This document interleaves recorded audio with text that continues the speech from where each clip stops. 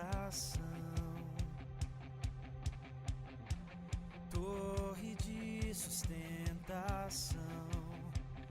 Se contra nós as tempestades vêm e vão, inabaláveis o Senhor nos faz.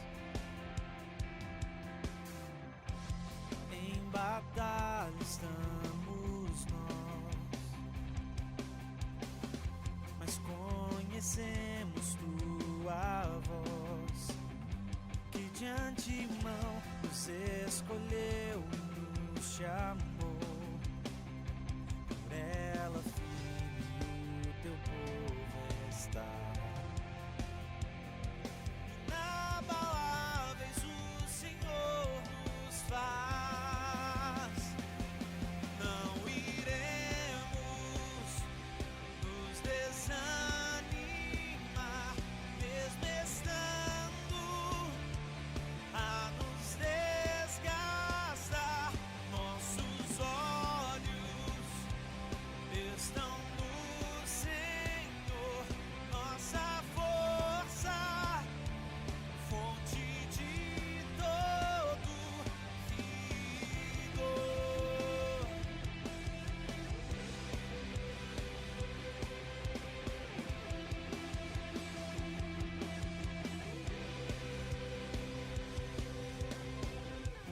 Em batalha estamos nós,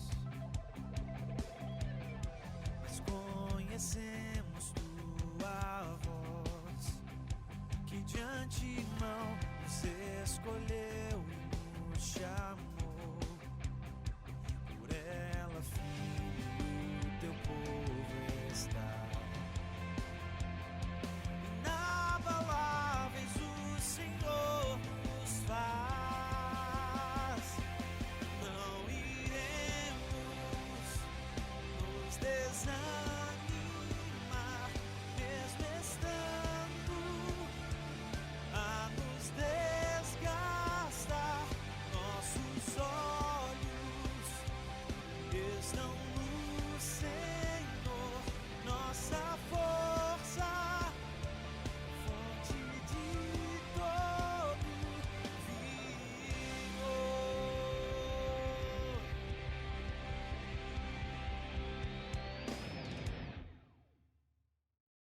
Que bom novamente estarmos juntos e que responsabilidade grande essa minha, meu Deus do céu. Eu estava dizendo agora mesmo para o meu querido pastor Domingos que não tem mais nada para nós acrescentarmos, além daquilo que o Senhor hoje lançou no nosso coração, mais uma vez mostrando que esta é a direção, esse é o caminho que o Espírito do Senhor tem dado a direção a este ministério para conduzir este encontro tão lindo, tão edificante, tão abençoador para a minha vida também. Eu estou, vocês sabem, estou com 2 filhos meus, um filho natural, o outro sobrenatural. O Ronaldo é meu filho natural, né? E o Osmar é meu filho espiritual, é um filho sobrenatural, é um filho amado que eu tenho realmente muito prazer. Ele me acompanha nos meus caminhos já há mais de 32 anos. 32 anos que o Osmar me acompanha. Já desde solteiro, celebrei o seu noivado, depois o casamento, a consagração dos filhos, ordenação ao ministério. E ele é um dos meus principais líderes, que me ajuda muito na edificação do ministério que o Senhor tem me dado o privilégio de servir. Ele e Ronaldo são os 2 líderes principais do Ministério da Comunidade Sede. Ronaldo cuidando de uma área pastoral, o Osmar cuidando da área das células, dos pequenos grupos. Os 2 se completam, os 2 me ajudam, além da equipe, são 40 pastores e pastoras que me ajudam no exercício deste ministério. E de Sueli, que é a minha principal ajudadora e companheira de desafios desde a nossa juventude. Eu conheci a Sueli de maneira muito interessante. Eu havia vindo a São Paulo para estudar, para fazer o curso teológico em São Paulo, logo depois da minha conversão. Em Curitiba, eu sou de Curitiba, eu sou do Paraná, né? Então, eu vim a São Paulo para estudar no seminário da organização, que eu através dela, conheci a graça de Deus. E eu logo fui escolhido para ser líder da mocidade, ser presidente da mocidade. Aí eu vi uma menina meio ruivinha, assim, ruivinha, branquinha, bonitinha e coisa, muito tímida, uma gracinha, uma gracinha. Assim, aí eu pensei, eu tenho chamado para o ministério, estou me preparando para o ministério pastoral. Eu tenho que ter uma esposa que seja desafiada para o ministério. Aí o que eu fiz? Eu fui e comecei a olhar, e algumas pessoas também começaram a olhar para mim, está entendendo? E a gente, naquele negócio, olha aqui, olha acolá, olha além, né? E eu não estava me agradando muito. E a Sueli era muito tímida. Toma cuidado com essas moças tímidas, viu? Vocês jovens, tá? Minha mãe me encantou. Aí comecei a fazer amizade com ela. Eu era líder da mocidade, presidente, eu estava precisando de uma secretária. Você já sabe o que é que eu fiz, né? Convidei a Sueli para ser minha secretária. Porque, naturalmente, podendo andar junto, né, próximo um do outro, a gente poderia conhecer melhor. Aí trouxe a Sueli para ficar junto comigo na Secretaria dos Jovens. E aí, aquele negócio, olha para cá, olha para lá, olha para cá, olha para lá. E aí ela falou para mim, começou a me contar da sua experiência. Ela disse que uma vez ela havia sido desafiada pelo Ministério do Exército da Salvação. Ela disse que ficou muito encantada com o ministério e tudo, e principalmente com a farda dos capitães do Exército da Salvação, aquela coisa toda, e o desafio que eles trouxeram, o trabalho nas ruas, trabalho com necessitados e tudo, que é um trabalho que o Exército faz, né? E aí eu fiquei pensando, uma vez eu brinquei com ela e disse o seguinte, ao invés de você ser mulher soldado do Exército da Salvação, por que você não vem para ficar com um sargento? Porque na época eu pensava só que eu era sargento, está entendendo? Então foi a conversa que eu consegui quebrar toda a vocação dela para o Exército da Salvação. E ela veio, e eu disse para ela, está vendo? Agora eu brinco com ela, e falo, está vendo só? Veja bem, se você tivesse naquela época se casado com um soldado do Exército da Salvação, nada contra o Exército, pelo contrário, um ministério lindo, né? São meus amigos, inclusive. Se você tivesse naquela época se casado com um soldado do Exército, veja só, você não ia passar talvez de sargento, capitão, qualquer coisa assim, né? Ela falou, não, se eu tivesse me casado com um soldado do Exército, hoje ele seria o comandante internacional do Exército.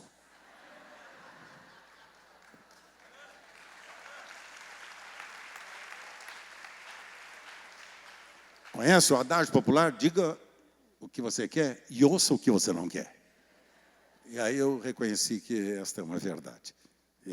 Alguém disse ontem, não, o senhor fala muito da sua esposa, porque se ela é a pessoa mais importante da minha vida depois de Jesus, eu não teria outro assunto a tratar melhor do que ela. Se eu a amo mais, né, do que as demais pessoas, eu não poderia me portar de maneira diferente. E digo isto porque foi este o encargo e responsabilidade que recebi da parte do Senhor, para ser esposo de Sueli, para conviver com ela nos desafios do ministério pastoral, que eu quero dizer para vocês, não sou eu responsável sozinho, né, por esses projetos e desafios e por toda a sequência desse ministério. Não sou eu responsável, sozinho não. Sueli é minha ajudadora e ela é que me ajuda a conduzir este projeto todo com fidelidade e amor. E eu me sinto muito grato a Deus pela bênção que Ele me deu num casamento, que Ele me deu filhos queridos, gente preciosa, meus amigos, ministros ao meu lado, que me honram muito, todos eles servindo a Deus, amando ao Senhor. Como eu disse ontem à noite, eu sou um homem privilegiado. Depois que eu ouvi hoje o meu amigo Domingos e as lembranças que ele trouxe para cada um de nós sobre a experiência de homens que as Escrituras comentam, quando ele falava a respeito daquele grande homem Josué, né? Eu ficava pensando, Senhor, só estou com 73. Josué estava naquela época, estava com 110? 110. Só está faltando mais, pelo menos, mais uns 37? É isso? 37. Dá para chegar. Estou pensando que dá para chegar. Dá um esforçozinho, aquela coisa toda. Não como carboidratos à noite. Está entendendo? Não me excedo. Procuro manter, né, um certo ritmo, se bem que às vezes não dá, quebra mesmo. Tanta viagem e tudo, mas eu penso que eu quero chegar ao último dia da minha existência servindo ao Senhor, com toda a minha família, com saúde e lúcido. Tenho pedido ao Senhor me dê lucidez à minha mente. Senhor, preciso de uma mente lúcida para isso. Eu estou relendo as Escrituras todos os anos e tentando decorar mais que eu posso, Paulo. Interessante que eu não consigo decorar como eu decorava quando eu era adolescente, Paulo. Gozado. Adolescente eu decorava com facilidade. Agora eu estou tentando repetir e decorar, para alimentar a minha mente com a boa palavra de Deus.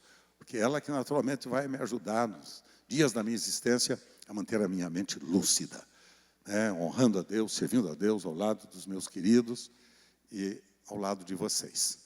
Eu tenho um carinho enorme por vocês. Vocês são, quando eu digo vocês, me refiro ao ministério aqui em Belo Horizonte, desta igreja linda, Batista Central, que tem me edificado ao longo de tantos anos da minha vida, e da amizade que eu tenho com Paulo, Juliana, que é uma coisa honrosa para mim. E o Paulo não sabe ainda da importância que ele tem para nós, do nosso ministério, no contexto que nós estamos vivendo, nos desafios que o Senhor tem nos dado. E o Paulo tem encontrado um caminho, né, tão lindo de organização, ordenação e trabalho do ministério, que me desafia muito e eu quero aprender muito com o pastor de vocês. Vocês me permitem ou não? Preciso aprender com ele. Porque o dia que eu achar que eu já sei tudo, estou liquidado na vida. Então, eu quero continuar aprendendo e aprendendo com pessoas que me inspiram e me abençoam muito. Então, obrigado por vocês terem me recebido. Eu pensei que não fosse me deixar falar agora cedo. Pensei, talvez encerrou o período. Porque depois que nós ouvimos que o senhor nos falou aqui, sinceramente, eu saí quebradinho ali, está entendendo? Quebradinho ali para o lado e coisa. Tá bom, senhor, eu entendi tudo que falaste, coisa. Poupa-me um pouco mais, Senhor, e usa de bondade comigo, para que naquele dia, lá na minha lápide, eu já tenho dito isso nas reuniões nossas da comunidade, minha lápide coloquem lá, no finalzinho, né, encerrar tudo aqui, coloquem lá. Aqui jaz. Cara, já estou preparando o funeral. Daqui a 37 anos, calma, não pensou que fosse agora, calma. Aqui jaz Carlos Alberto. Carlos Alberto. Obreiro fiel. Ponto. Sem mais nada. Obreiro fiel. Só isso. Ser fiel até a morte, diz o Senhor. E dar-te-ei coroa da vida. Pronto. Carlos Alberto, obreiro fiel. Não precisa mais. Ou como disse alguém para mim, fazendo uma apresentação que me fez, foi a mais linda apresentação, fizeram um dia para mim. Ó, pessoal, está aqui o Carlos Alberto, menino de recado de Jesus. Pronto. Essa foi a melhor apresentação que me fizeram. Pior que começa, e o cara, não é, fez, não fez. Aí o cara fica, como eu ontem, né, fiquei pensando, quem será este fulano que o Paulo está falando e que o Botrel hoje mencionou? Quem será este fulaninho aí, né?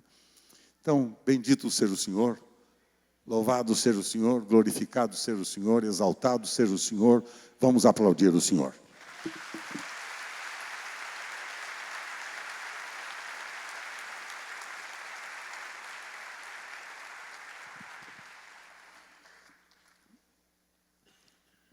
Conversava com um pastor, amigo meu, foi o meu discipulador, muitos anos, pastor Antônio Elias, presbiteriano emérito, foi para mim, um pai, que me acompanhou em momentos importantes e decisivos da minha vida, da edificação da minha vida, da minha família e do ministério. Pastor Antônio Elias pastor emérito da Igreja Presbiteriana do Brasil, lá de Niterói.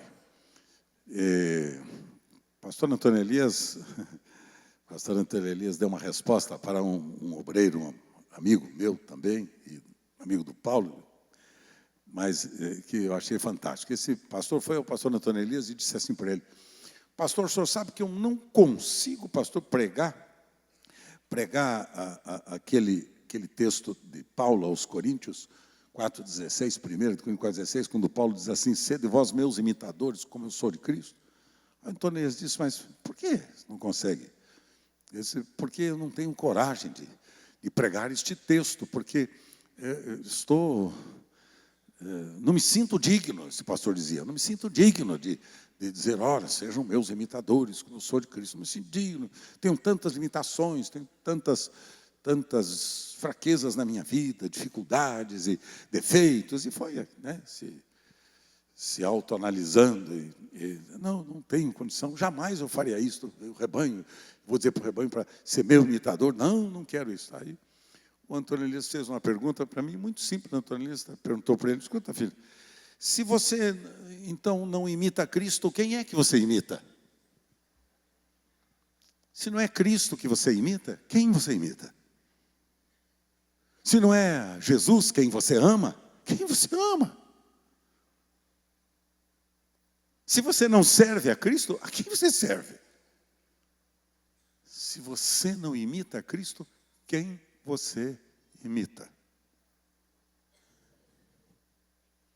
Quando as pessoas nos conhecem, elas lembram-se de quem?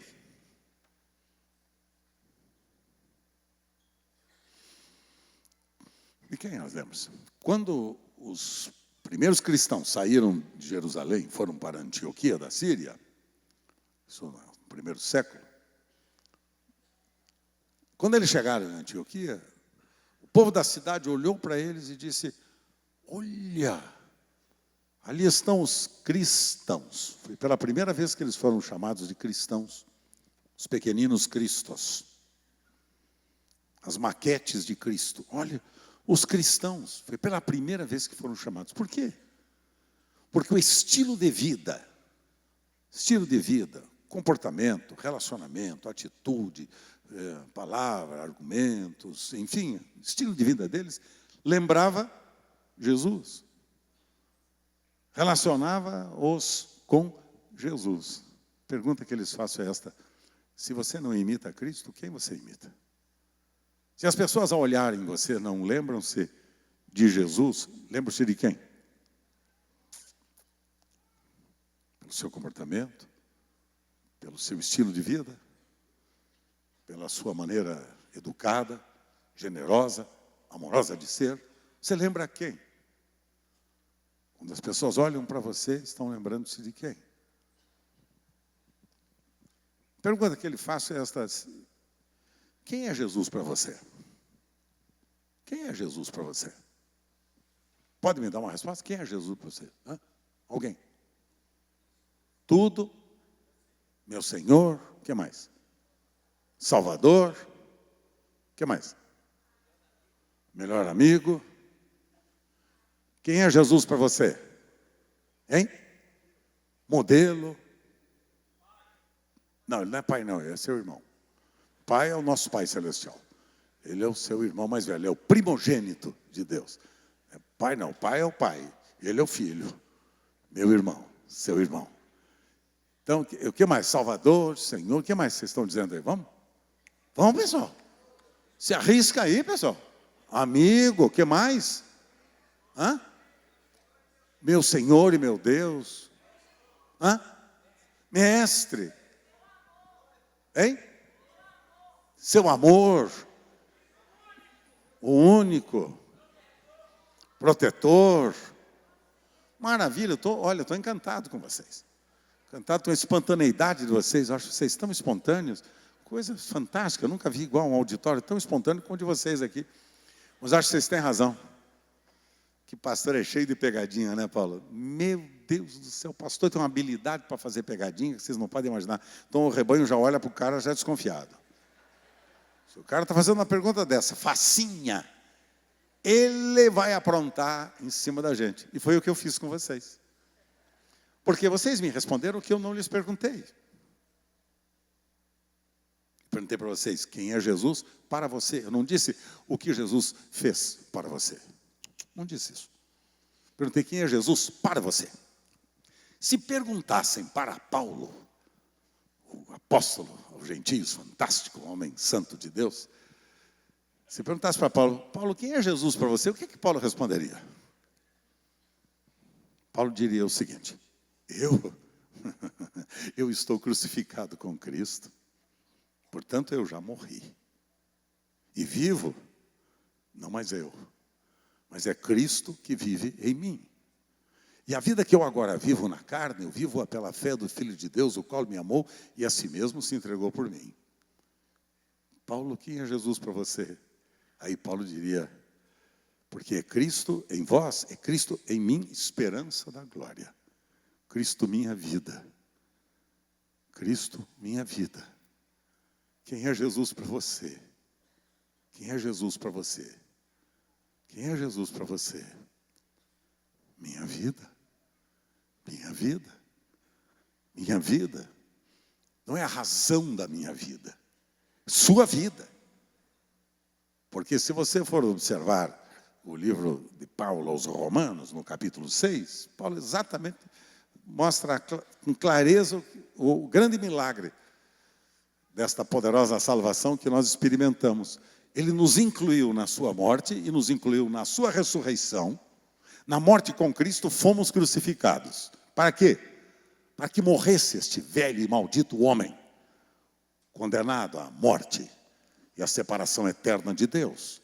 Este maldito foi crucificado juntamente com Cristo. Ponto. Está escrito. Não inventei nada. Está escrito. Ou então o texto que lembrei a vocês ontem, de Colossenses 3, né? Porque morrestes, e a vossa vida está oculta, escondida, mergulhada juntamente com Cristo em Deus. Pronto. Fomos crucificados com Cristo. Ou então, quando Paulo escreve aos Coríntios, 1 Coríntios 5, 14 e 15, Paulo está dizendo, o amor de Cristo nos constrange, julgando nós isto. Um morreu por todos. Logo, completem, logo, todos morreram. Quantos morreram? Quantos morreram? Todos morreram. E todos morreram para que a vida de Cristo neles agora se manifeste. Um morreu por todos, logo todos morreram. E um morreu por todos para que todos os que vivem não vivam mais para si mesmos, mas vivam sim para aquele que por eles morreu e que por eles ressuscitou.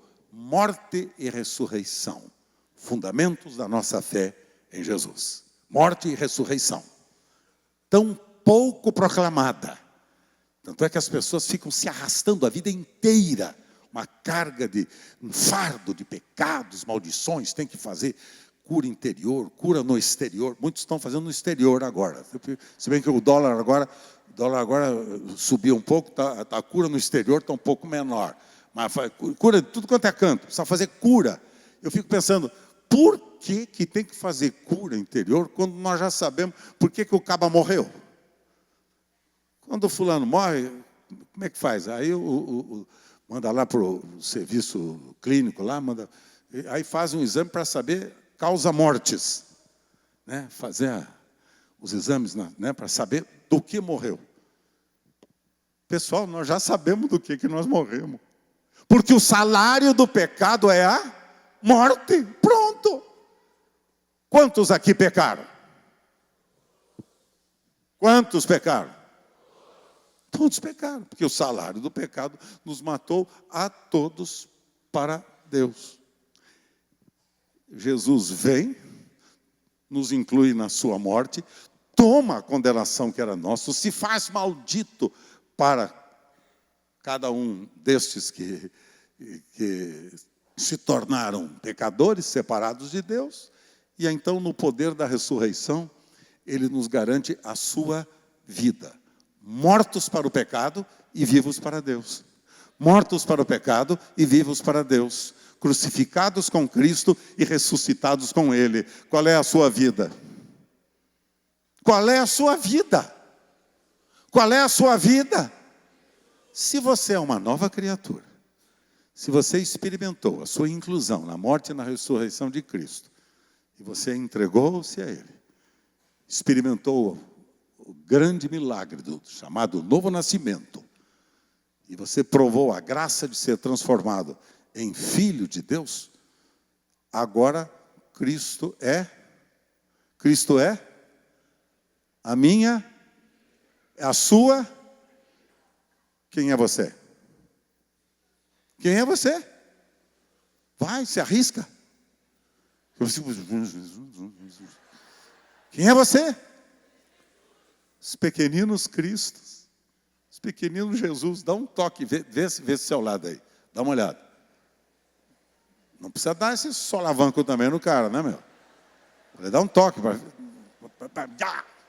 Aí pronto. Aí ressuscita o velho homem. Ah, não, para com isso. Quem é que está do seu lado? Quem é que está do seu lado? Aí vem o Ademar e compõe aquele cântico. Cristo é a minha vida, o motivo de louvor em cada novo coração. Pois morreu a nossa morte para vivermos sua vida, nos trouxe grande salvação. E então, Hosana, Hosana.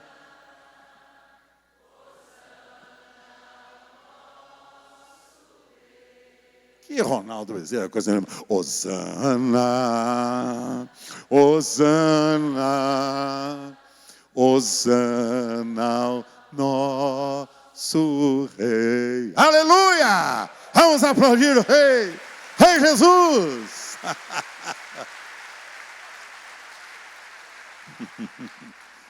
Amém, meus amados? Quem é você?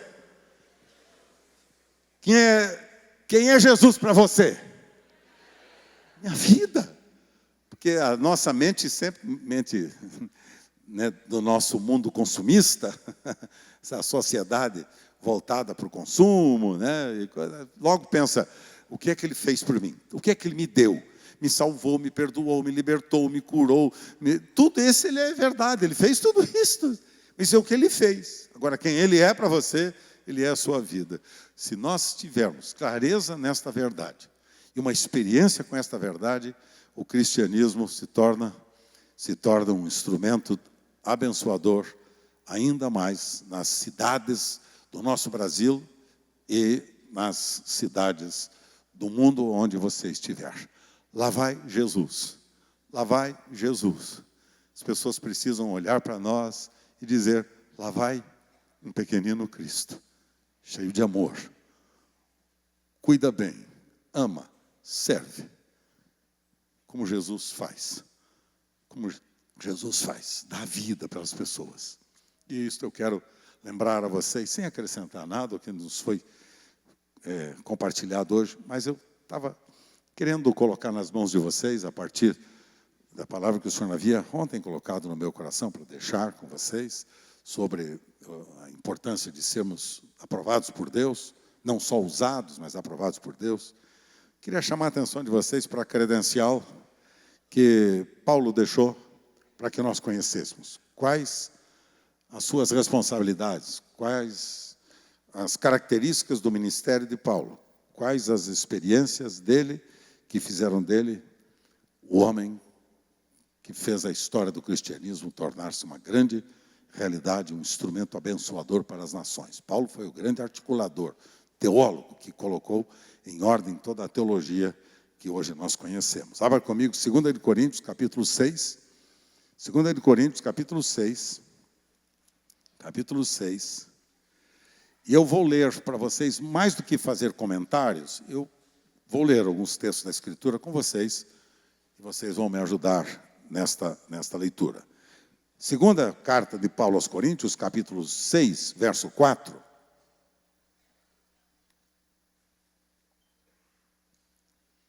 Paulo está dizendo o seguinte: irmãos, Pelo contrário, em tudo recomendando-nos nós mesmos como ministros de Deus. Em que situação? Na paciência, muita paciência, nas aflições, nas privações, nas angústias, nos açoites, nas prisões, nos tumultos, nos trabalhos, nas vigílias, nos jejuns, em pureza, no saber, na longanimidade, na bondade, no Espírito Santo, no amor não fingido, na palavra da verdade, no poder de Deus, pelas armas da justiça, quer ofensivas, quer defensivas, por honra e por desonra, por infâmia e por boa fama, como enganadores e sendo verdadeiros, como desconhecidos e, entretanto, bem conhecidos, como se estivéssemos morrendo e, contudo, eis que vivemos, como castigados, porém não mortos, entristecidos, mas sempre alegres, pobres, mas enriquecendo a muitos, nada tendo, mas possuindo tudo. Agora veja a segunda credencial que ele oferece, capítulo 11, agora do mesmo livro, segunda carta aos Coríntios, capítulo 11, verso 23. Aí Paulo dá uma resposta para um grupo de alguns líderes que estavam criticando muito a Paulo e tudo, e rejeitando até o ministério dele, tudo. E lá no capítulo 11, verso 23, Paulo diz assim, dando uma respostinha para aqueles senhores que o criticavam. Ele diz assim: outra vez digo, ninguém me considere insensato. Todavia, se o pensais, recebei-me como insensato para que também me glorie um pouco. O que falo, não o falo segundo o Senhor, e sim como por loucura, nesta confiança de gloriar-me. Posto que muitos se gloriam segundo a carne, então também eu vou me gloriar, dizia ele. Porque sendo vós sensatos, muita ironia que Paulo escreve, sendo vós sensatos, de boa mente tolerais os insensatos.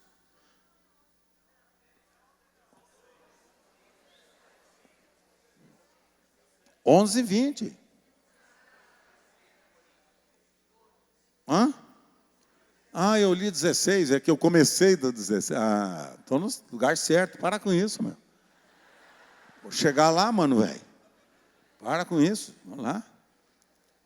Que conversa é essa? Vou chegar lá, o povo afobado.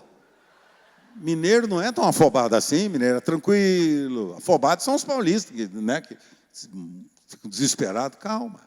Agora, o espírito dos mineiros, que tomou posse aqui do meu ministério. Então, estou lendo no verso 19, não foi? Puxa, vocês são afobados, calma. Porque, sendo vós sensatos, de boa mente tolerais os insensatos. Verso 20. Tolerais quem vos escravize, quem vos devore, quem vos detenha, quem se exalte, quem vos esbofeteie no rosto. Ingloriamente eu confesso como se fôramos fracos. Mas naquilo em que qualquer tem ousadia, com insensatez o afirmo, também eu a tenho. Verso 22. São hebreus? Também eu.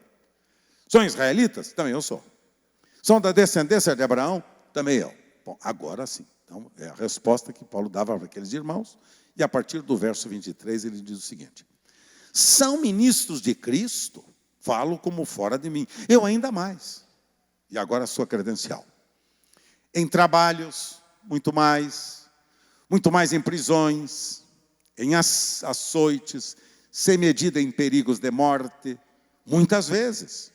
5 vezes recebi dos judeus uma quarentena de açoites, menos um.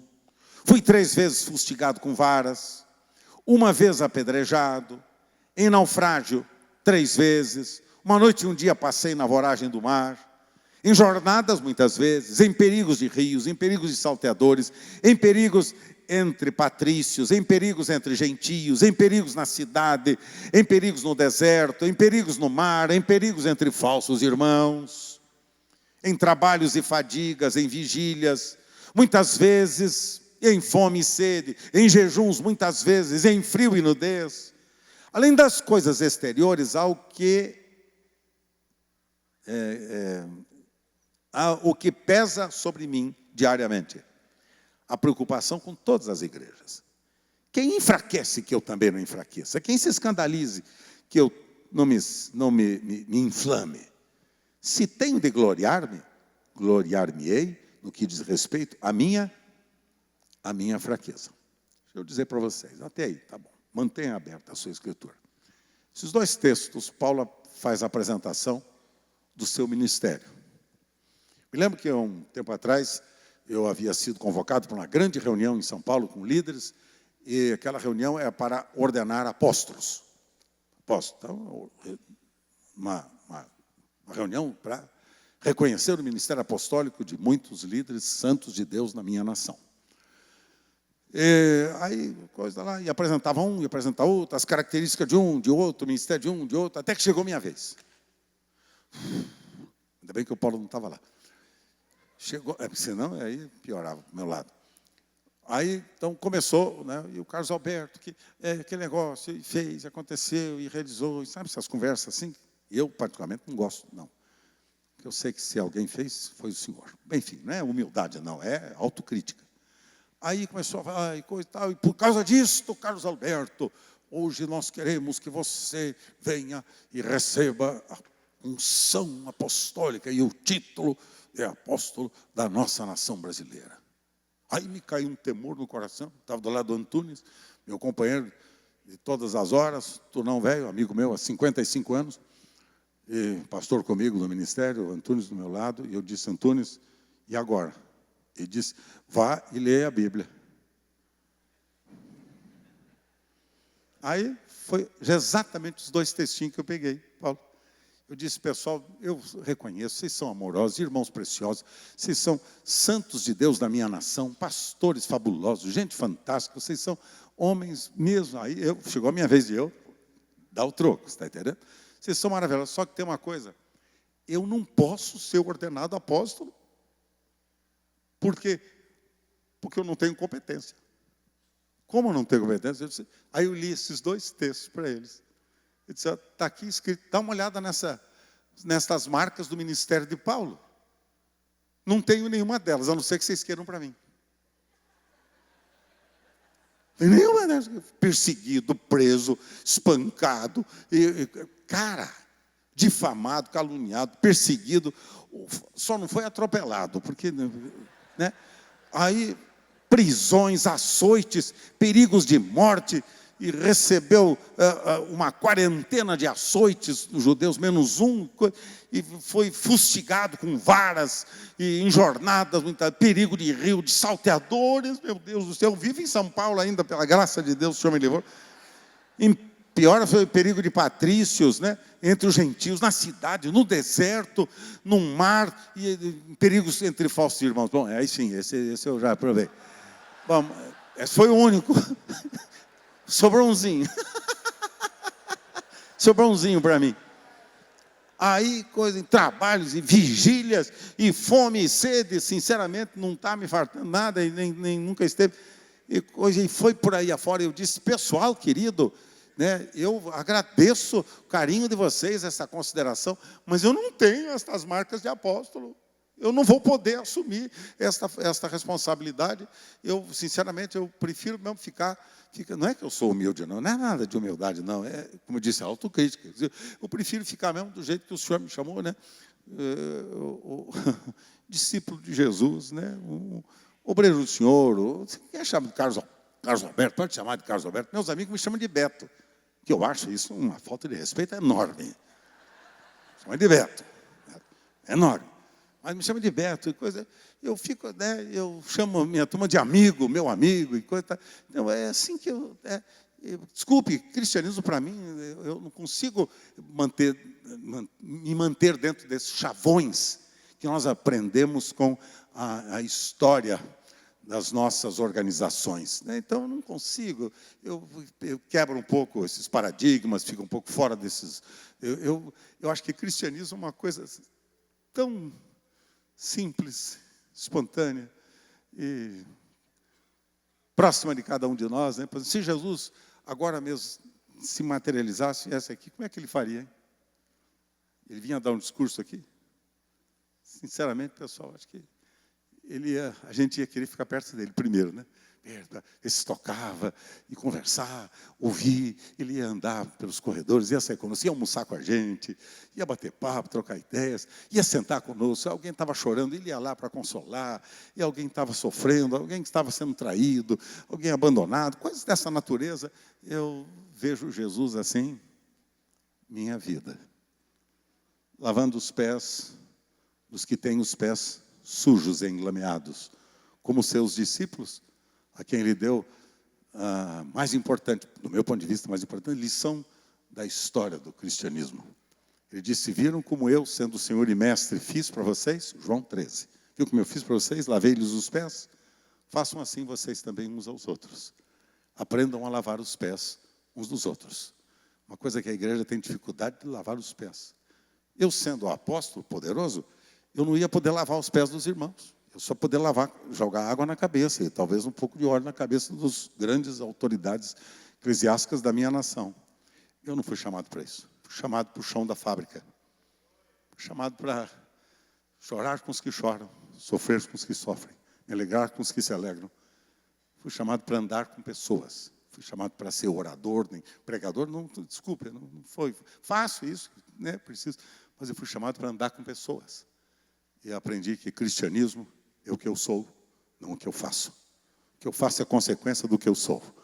E aí, então Paulo mostra respondendo para aquele grupo, que sempre tem o grupo dos insensatos, né, dos cabras. Esses cabras aqui se jogavam ministros, os apóstolos da história, ficavam apontando para Paulo e cobrando dele. E disse: pessoal, dá uma olhada na minha credencial, vocês podem apresentar essa credencial? Eu disse para aqueles irmãos respeitosamente: não posso assumir essa credencial, não posso assumir essa função. Se por acaso o Senhor me tem capacitado para desenvolver o ministério dele, para desenvolver o projeto apostólico, né, em alguma ocasião da minha vida, organizando novos ministérios, fortalecendo líderes para que sejam reprodutores, apóstolos, de fato, né, os enviados, né, do grego, apostoloi, os enviados, aqueles que são enviados. Se por acaso eu puder motivar as pessoas a serem enviadas, ótimo, não preciso de título nenhum. Agora, deixa eu dizer uma coisa para vocês, não estou condenando ninguém que usa título. Cada um usa o jeito que quiser. Tá? Eu ainda sou Beto. Muito obrigado.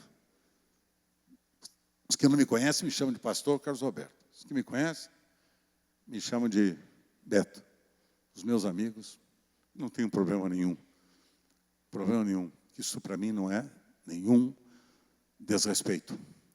Isto é apenas a relação de amor que nós devemos ter, simplicidade uns com os outros. O cristianismo está cheio de alguns dogmas, alguns paradigmas e algumas estruturas que, ao invés de nos unirem mais, nos separam mais uns dos outros.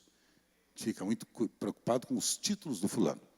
Pastor fulano, reverendo cicrano, o indivíduo. Tá bom, certo. O reconhecimento não é por os títulos que as pessoas usam, mas pelo serviço que elas prestam.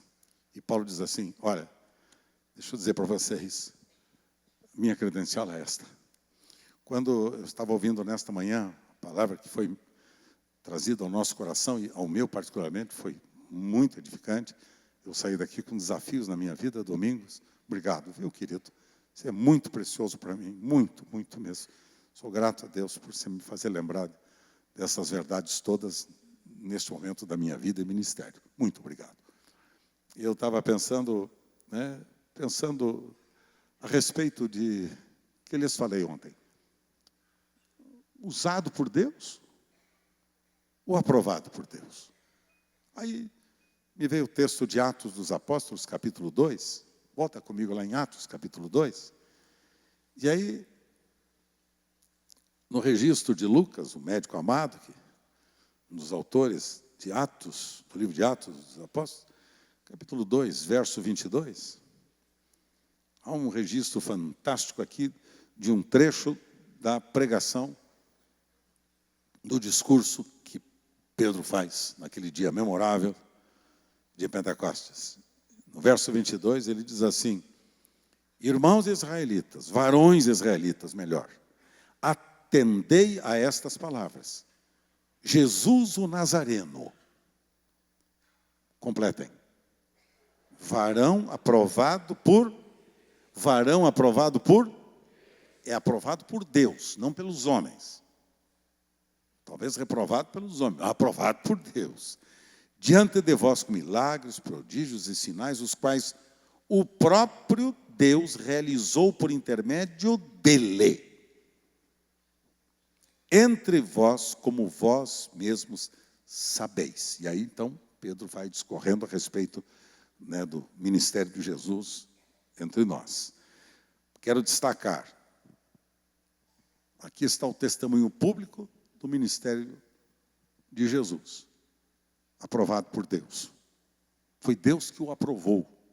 E os sinais, prodígios, maravilhas e milagres, foi Deus que realizou por intermédio dele. Deus que realizou por intermédio dele. Veja que até aqui, na Escritura, com muita clareza, Pedro faz questão de destacar o fato de não dar jamais glória a outra pessoa, a não ser ao Pai, a Deus, o responsável, o autor e o consumador da nossa fé, o autor de tudo quanto temos, nos movemos, existimos, a criação toda deste Pai Celestial, sendo Ele mesmo um em Jesus e no Espírito Santo. Pedro está dizendo, Ele é o autor, Ele é o responsável. Ele foi aprovado por Deus, porque Jesus, sendo filho, estava submisso à autoridade do Pai. Isso para mim é fantástico. Submisso à autoridade do Pai, respeitando o Pai. E o texto de Hebreus, no capítulo 5, verso 8, e faz uma declaração para mim extraordinária. Diz que Jesus, embora sendo filho, aprendeu a obediência por meio daquilo que sofreu. Aprendeu. Jesus precisou aprender a obediência por meio do sofrimento, daquilo que sofreu. Então, fica tranquilo quando você estiver sofrendo. Fica tranquilo. Papai está cuidando da sua obediência. Beijo. Beijo para você. Papai está cuidando de botar você no seu lugar. Eu garanto que através do sofrimento que você, domingos, passou, você foi muito mais habilitado, capacitado para cumprir o ministério lindo que o Senhor tem te dado nesses dias. Porque naquele tempo que você viveu, naquela crise que você passou, estou certo disso, que foram os mais lindos dias que você teve de comunhão com o Pai, com o Filho e com o Espírito Santo. Verdade, Domingos? Com a palavra. Eu estava dizendo aqui para o pastor Osmar, que ficou do meu lado, e o meu filho, eu estava dizendo, aí está o segredo de um ministério rico e abundante. Sofrimento. Se Jesus, sendo filho, precisou sofrer para aprender a ser obediente, imagina eu. Aí o couro come para o meu lado. E para o seu também. Não fica rindo não, porque para você também. Para você também. Como para mim, você fala, bem feito, está vendo? Isso é, fica tranquilinho, porque o negócio é com você também. Se o papai está disciplinando o filho a quem ele ama, é porque o papai quer ensinar o filho que ele ama a amá-lo ainda mais através da obediência. E a obediência é o segredo de uma vida de prosperidade, de abundância. É uma vida de conquistas e vitórias. Obediência é o que nós, hoje pela manhã, fomos desafiados, né, a obedecer à visão celestial, a obedecer ao chamado vocacional, a obedecer o dom criacional que o Senhor nos ofereceu. Multiplicar,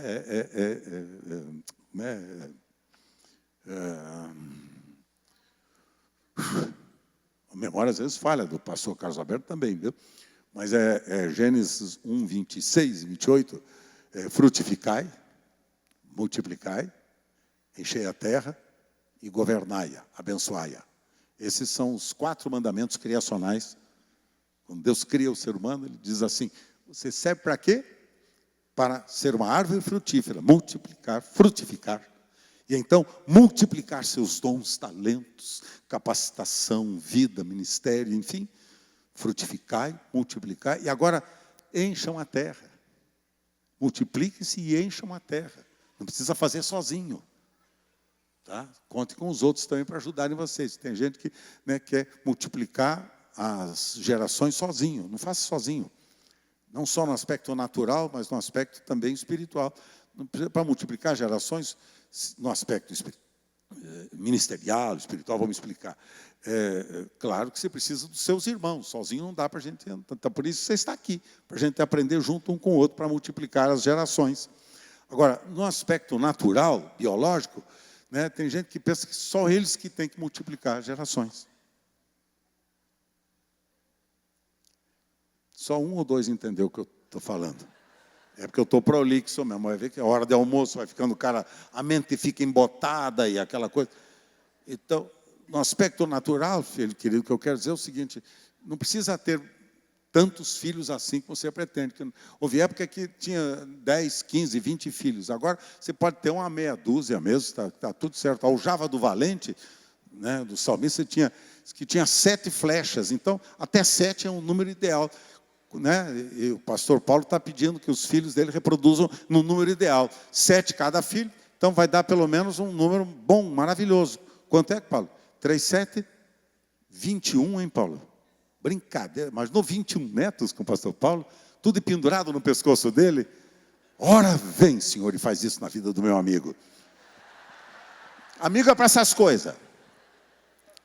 Mas o sofrimento nos ajuda a nós sermos humildes, quebrantados, pacientes, compassivos, misericordiosos, obedientes, dependentes de Deus, dependentes uns dos outros, semelhantes a Jesus. Semelhantes a Jesus, para que em cada um de nós se manifeste o eterno peso de glória que o Senhor oferece àqueles seus filhos amados, discípulos do seu Filho bendito, que Ele os capacitou para o grande empenho de constituir nesta geração, o propósito que Ele começou lá no início, de ter aqui entre nós, neste mundo, uma família muito grande, com muitos filhos, semelhantes ao seu Filho amado, Jesus. Esta é a sua vocação criacional. Você foi chamado para ser filho deste Pai, semelhante ao Filho unigênito e primogênito dele, Jesus. Aí eu queria só deixar o seguinte: quando o apóstolo São Paulo escreve esta carta que eu vou mencionar a vocês, a Timóteo, seu filho querido, lembrando desses fatores todos, as pressões, dificuldades, obediência, quebrantamento, as características do ministério pastoral, ele diz assim para o seu querido filho, pastor da igreja em Éfeso, ele diz para ele o seguinte: segunda de Timóteo, segunda carta de Paulo a Timóteo, abra comigo agora, com Timóteo, capítulo 1, observe bem, segunda de Timóteo, capítulo 1, e veja lá o verso 4. Comigo, 4. Leia comigo o verso 3 e o 4. Dou graças a Deus, a quem desde os meus antepassados sirvo com consciência pura, porque sem cessar me lembro de ti, Timóteo, nas minhas orações, noite e dia. Lembro de você, meu querido. Lembrado, Timóteo, das tuas lágrimas. Estou ansioso por ver-te, para que eu transborde de alegria, Timóteo, pela recordação que guarda a tua fé sem fingimento. A mesma que primeiramente habitou em sua avó Lóide e em tua mãe Eunice, estou certo que também habita em ti. Por esta razão, Timóteo, eu te admoesto que revives o dom de Deus que há em ti pela imposição das minhas mãos. Porque Deus não nos tem dado espírito de covardia, mas de poder, de amor e de moderação. E não te envergonhes, portanto, do testemunho de nosso Senhor, nem do seu encarcerado, que sou eu. Pelo contrário, participa comigo dos sofrimentos a favor do Evangelho, segundo o poder de Deus. Até aqui, por enquanto.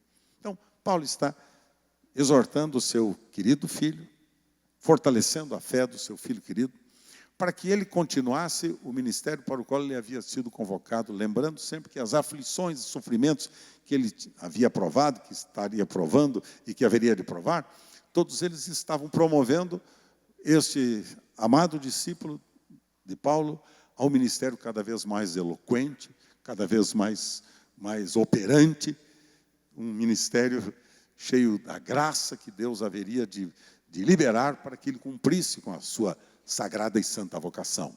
Aí Paulo diz assim: querido, você tem aqui um grande perigo, você sofre, meu amado, um grande risco. Você tem um perigo enorme diante de você. É o perigo do profissionalismo. Primeiro perigo no ministério que nós estamos desenvolvendo. Sermos pastores profissionais, cristãos profissionais, líderes de células profissionais, obreiros de Deus profissionais. Gente que não tem mais lágrimas, não tem mais óleo, não tem mais fé, não tem mais o fogo de Deus. Sem lágrimas, como diz Paulo observando, lembrado das tuas lágrimas. Quando perdemos o coração quebrantado, o coração compassivo, que fica voltado, que se volta para o coração daquele que sofre, da mulher que foi traída pelo marido, do marido que foi abandonado pela família, dos filhos que foram violentados pelos pais, da família que foi destruída. Quando nós nos aproximamos daqueles que sofrem e sentimos as dores daqueles que sofrem, diz Paulo, nós estamos cumprindo com o ministério que Jesus nos tem chamado a desenvolver. Era Jesus que parava para atender toda sorte de gente das mais diferentes necessidades. Era o cego, era o leproso, era a prostituta, era o ladrão, era o safado, era o sem vergonha, enfim, Jesus se inclinava para todos aqueles que sofriam. Minha preocupação, sabe o que é, filho? Que a igreja se torne um lugar de profissionais. E que o nosso ministério de células que nós desenvolvemos seja um ministério meramente profissional, que a gente fica preocupado com a numerologia. Reproduzir por 1.000, 5.000, 10.000, 50.000, 500.000, 1 milhão, 10 milhões, é positivo? Excelente, positivo. Fantástico desafio.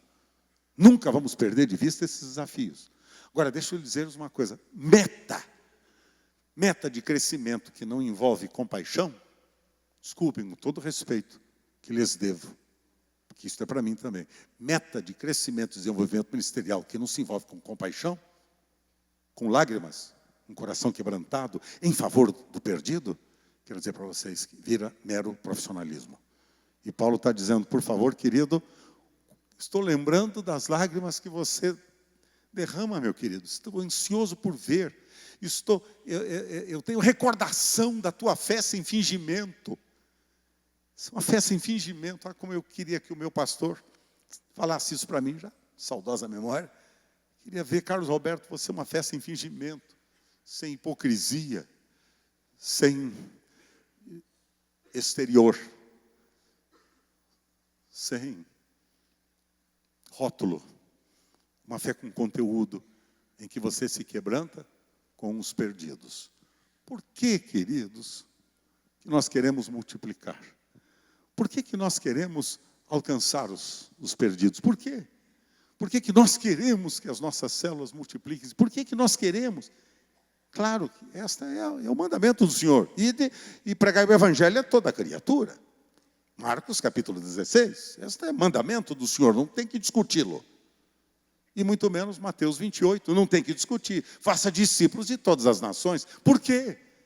Porque o Senhor veio buscar e salvar todo aquele que se havia perdido. Ficou preocupado com a igreja que se tornou muito crítica. Crítica.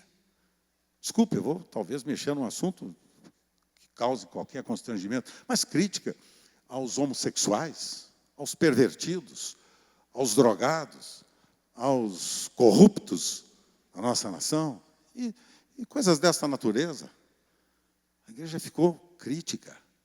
Muitas vezes temos representantes no nosso governo, a liderança da nossa nação, que são conhecidos como a turma da bala, a turma da violência, a turma do juízo condenatório, a turma do dedo em riste.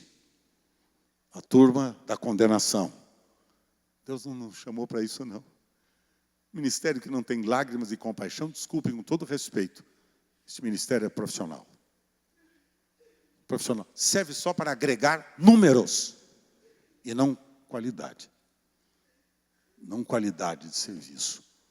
Não qualidade de doação e de entrega. Primeiro perigo, um ministério profissional. Sem o fogo de Deus. Sem paixão pelos perdidos. Sem paixão pela evangelização. Sem desejo de alcançarmos a outros. De vermos outros sendo restaurados. Uma fé fingida, sem crer no que prega. E sem uma boa consciência. Por causa de pecados não confessados. Procura apresentar-te a Deus aprovado. Que não tem nada do que se envergonhar. E que maneja bem a palavra da verdade. Este texto para mim é final na minha vida.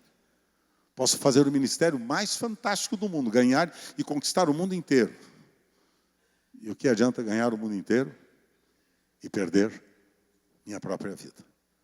Que tristeza quando eu ouço o meu amigo falar a respeito de pastores que se transformaram em guias do Espiritismo, pais de santo, outros que abandonaram por tais e tais e tais razões. E pergunto-lhes, tiveram porventura alguma vez uma experiência real de transformação? Foram em verdade nascidos de novo? Experimentaram a mudança de mente e coração? A metanoia? Mudança completa, radical de vida? Ou apenas mudaram de profissão? Encontraram na igreja um bom cabide de emprego? Um bom lugar para fazer negócio? Aqui, entre nós, como cristãos, não há espaço para esse tipo de mentalidade. Por isso Paulo diz, veja a minha credencial, veja como eu tenho vivido, com lágrimas, com sofrimentos, com pressões, dificuldades. Porém, combati o bom combate, acabei a carreira e guardei a fé. Segundo perigo que nós podemos correr, está no verso 13 em diante, quando Paulo está dizendo, mantenha o padrão das sãs palavras que de mim ouviste com fé e com amor que está em Cristo. Guarda, meu filho querido, guarda o bom depósito mediante o Espírito Santo que habita em você. Guarda o bom depósito. Está você ciente, verso 15, de que todos os da Ásia me abandonaram? Dentre eles cito Fígelo e Hermógenes. Conceda o Senhor misericórdia à casa de Onesífero, porque muitas vezes me deu ânimo e nunca se envergonhou das minhas algemas. O segundo perigo é falta de lealdade. Lealdade à palavra e fidelidade aos companheiros de ministério. Lealdade aos companheiros de ministério. Falta de lealdade. Quebra a aliança com facilidade. Porque foram levados a envolverem-se apenas por motivação pessoal. E às vezes até meramente profissional. Falta de fidelidade aos companheiros de ministério. Hoje bons amigos, amanhã eternos inimigos. Hoje cumprimentam-se, respeitam-se, amanhã não mais se conhecem e esquecem seus compromissos e a sua aliança, que para mim nunca houve.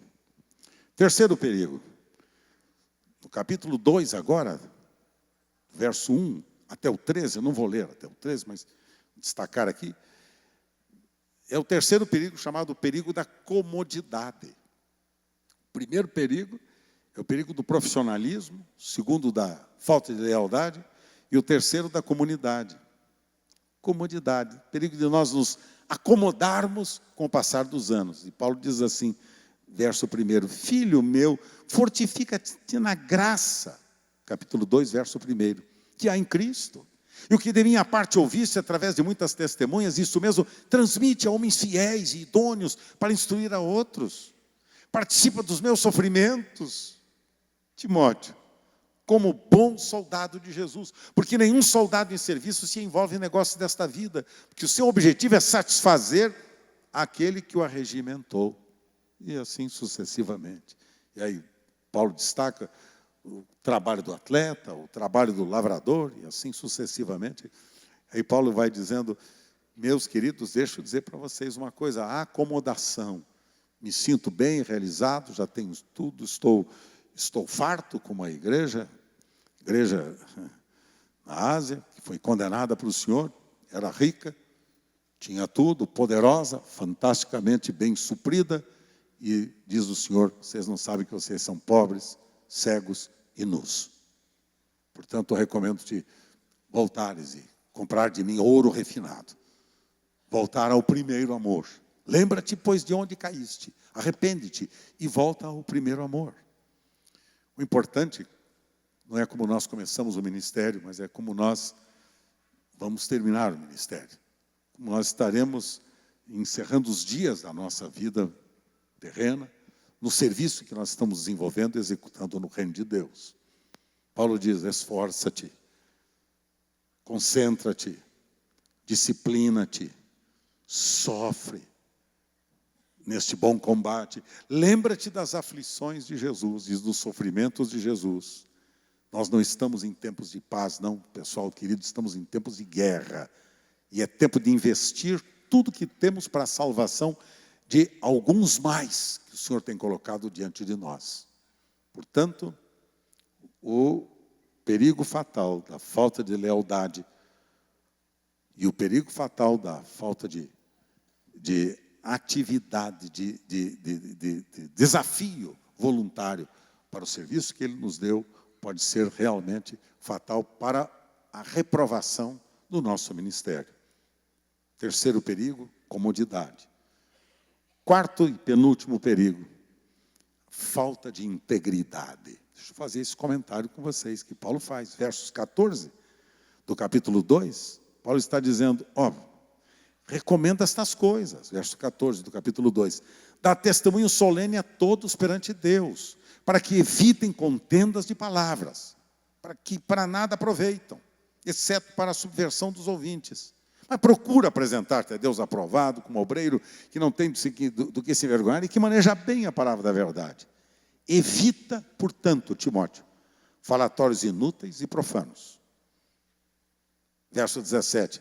A linguagem deles corrói como câncer, entre os quais se incluem Himeneu e Fileto. Gente dentro da igreja, corrompendo os bons costumes. Estes se desviaram da verdade. Falta de integridade. Vida dúbia. Pergunta que nesta manhã é pertinente fazermos. Será que Deus aprova a nossa conduta? Nossa maneira de viver?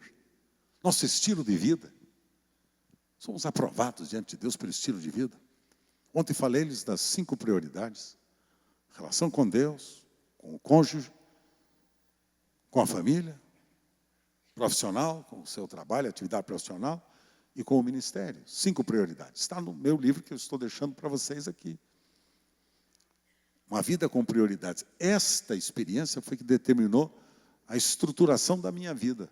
Eu aprendi isso há 40 e tantos anos atrás com Larry Coy, os conflitos da vida, quando ele deixou esses princípios para a igreja brasileira, e para mim me edificou muito, a ponto de eu, acho que sou um dos únicos pastores que escrevi sobre esses princípios da vida cristã que Larry Coy deixou para nós. Aliás, estive aqui em Belo Horizonte na época fazendo o curso do Larry Coy. Você também fez, né, Paulinho? É.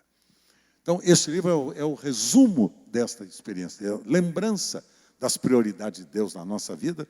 E Paulo está dizendo, Deus aprova a sua conduta, aprovado por Deus, no trato com o seu cônjuge, no cuidado com seus filhos, vendo-os transformados em discípulos de Jesus, no cuidado com a sua atividade profissional, as responsabilidades que você tem como patrão ou como empregado, do ministério que o Senhor tem lhe dado, no exercício desta vocação santa que o Senhor lhe tem dado. Há coisas que você se envergonha, se seus irmãos soubessem. Você vive uma vida santa ou pratica e desenvolve a iniquidade? Por fora, bela viola, por dentro, pão bolorento. Tem caído em pecados sexuais? Tem mentido? Faltado com a verdade? Correto no manejo do dinheiro? Está em paz com seus irmãos? Porque, repito, ser usado por Deus não significa ser aprovado por Ele. Ser aprovado por Ele. E o pecado é tão sutil que vocês não podem imaginar. Começa com uma coisinha assim inocente que você acha que não tem nada a ver. E daqui a pouco estamos envolvidos, totalmente imersos na sua sedução. Caia temor no nosso coração. Nós que somos cristãos, que queremos uma igreja santa, naturalmente precisamos ser homens e mulheres santos de Deus. E o trabalho para que isto fosse real na minha e na sua vida já foi feito. Foi Jesus que tomou sobre si toda a nossa iniquidade. Levou sobre si. E estas condenações da nossa vida foram completamente perdoadas, retiradas, anuladas, pelo poder do poderoso sangue do Cordeiro, vertido no Calvário, quando nós fomos incluídos na sua morte e na sua ressurreição.